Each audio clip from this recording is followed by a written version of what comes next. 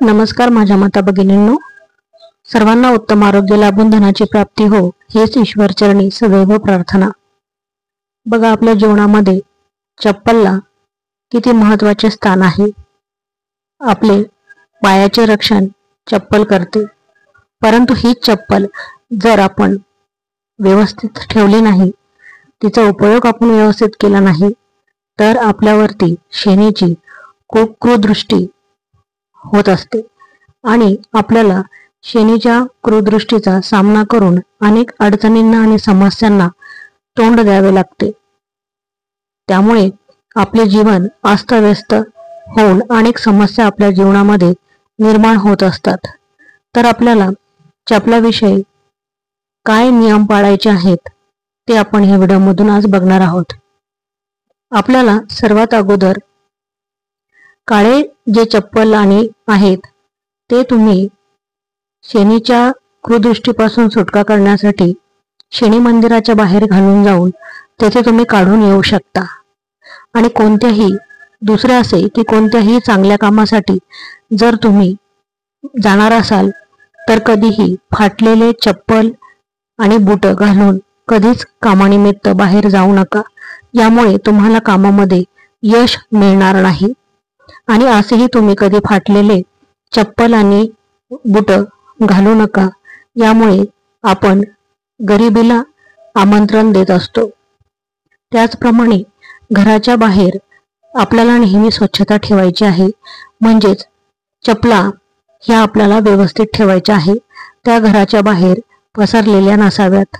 कारण की आपल्या मुख्य द्वारामधून लक्ष्मीचे आगमन आपल्या घरामध्ये होत असते आणि अशा वेळी समोरच जर चपलांचा खच पडलेला असेल तर अशा वेळी लक्ष्मी मातेची पण आपल्यावरती कृपादृष्टी राहणार नाही। त्यामुळे लक्ष्मी माता आपल्यावर सदैव प्रसन्न राहावी म्हणून चप्पल ह्या आपल्याला व्यवस्थितच ठेवायच्या आहे आणि घराचा परिसर हा स्वच्छ ठेवायचा आहे। दुसरं असं की तुमच्यावरती शनीची क्रूरदृष्टी असेल किंवा शनीची तुमच्या कुंडलीमध्ये 7.5 चालू असेल तर तुम्ही कधीही काळे चप्पल किंवा बूट घालू नका। अशाने आणखी शनीची क्रूरदृष्टी तुमच्यावरती राहील।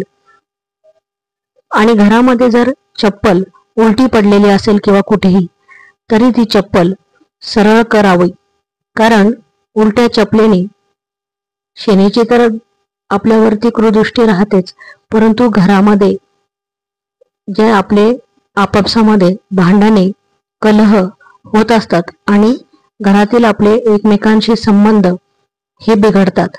त्याचा परिणाम आपल्या संबंधावर येऊन सुसंवाद व्यवस्थित होत नसतो। त्यामुळे कधीही घराच्या बाहेर किंवा घरामध्ये चप्पल उलटी नसली पाहिजे। तसेच चप्पल ही आपल्याला मंदिराच्या घरामध्ये घालून जायची नसते।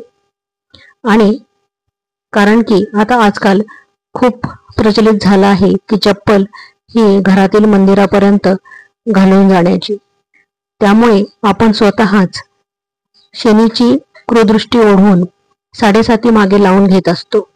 त्यापासून वाचण्यासाठी आपण हे नियम पाळायचे आहेत। आणि आता बघा, घरामध्ये आपण चुकीच्या दिशेला चपला आणि बूट ठेवायचे नाही, त्यामुळे ते अशुभ मानले जाते। वास्तुशास्त्राच्या नुसार चप्पल आणि बूट हे आदर्श रूपामध्ये दक्षिण पश्चिम दिशेमध्येही ठेवायला पाहिजे। ही चप्पल ठेवण्याची योग्य दिशा मानली गेली आहे। आता तुम्ही जर चांगल्या कामासाठी बाहेर जात असेल तर कधीही तुम्ही फाटलेले बुटे किंवा चप्पल घालून कामासाठी बाहेर पडू नका। अशाने तुमचे काम कधीच होणार नाही, त्या कामामध्ये तुम्हाला अपयश येईल। त्यामुळे तुम्ही चांगले चप्पल आणि बोटे घालूनच घराच्या बाहेर पडा। आणि असेही तुम्ही फाटलेले चप्पल आणि बोटे शक्यतो घालू नका, यामुळे आपण गरिबीला आमंत्रण देत असतो। आता चप्पलचे दान करणे हेही एक आपल्याला शनीच्या क्रूरदृष्टीपासून सुटकारा करून घेण्याचा आणि शनीची कृपा आपल्यावरती करून घेण्याचा एक मुख्य उपाय आहे। आपण गरिबांमध्ये जर चप्पल आणि बुटांचे दान केले तर आपल्याला त्याचे पुण्य मिळून शनिदेवाची कृपादृष्टी लाभते आणि येणाऱ्या काळामध्ये आपल्याला अनेक समस्यांपासून आपलं रक्षण होऊन सुटकारा मिळू शकतो। त्याचा फायदा आपल्याला भविष्यामध्ये नक्कीच होतो। तर हे छोटे छोटे उपाय आपण केल्याने आपल्याला शनीच्या साडेसातीपासून नक्कीच सुटकारा मिळतो। आणि हो, कुणाची चप्पल आपण घरी आणायची नाही, त्यामुळे आपण गरिबीला आमंत्रण देत असतो। कारण की दुसऱ्यांची चप्पल घातल्याने त्यांचे जे शरीरातील नकारात्मक शक्ती किंवा जे गुण असतात ते आपल्यामध्ये येतात। म्हणून आपल्याला दुसऱ्यांची चप्पल कधीही घालायची नाही किंवा आणायचीही नाही, असे चुकूनही तुम्ही करू नका। त्यामुळे हे छोटे छोटे उपाय तुम्ही जरूर करा, यामुळे आपल्यावर शनिदेवाची कृपा नेहमी राहते।